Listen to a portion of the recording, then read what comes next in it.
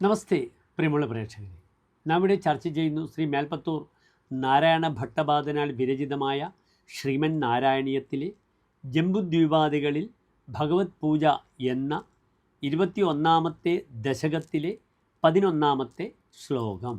സർവൈർ ധ്രുവാദിഭിഃ ഉഡുപ്രകരൈർഗ്രഹൈശ്ച പുച്ഛാദികേഷ്വവയവേഷ്വഭികൽപ്യമാനൈഃ ത്വം ശിംശുമാരവപുഷാ മഹദാമുപാസ്യഃ സന്ധ്യാസുരുദ്ധി നരകം മമ സിന്ധുശായിൻ.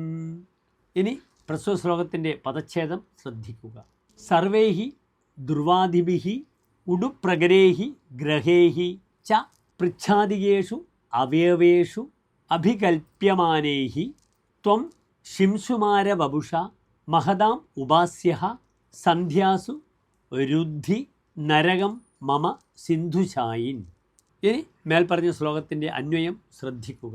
ഭോ സിന്ധുശായിൻ പുച്ഛാദികേഷു അവയവേഷു അഭികൽപ്യമാനൈഃ ധ്രുവാദിഭിഃ സർവൈഃ ഉഡുപ്രകരൈഃ ഗ്രഹൈഃ ച ശിംശുമാരവപുഷ മഹദാം സന്ധ്യാസു ഉപാസ്യഃ ത്വം മമ നരകം രുദ്ധി. അടുത്തതായി പ്രസ്തുത ശ്ലോകത്തിൻ്റെ സാരാംശം ശ്രദ്ധിക്കുക.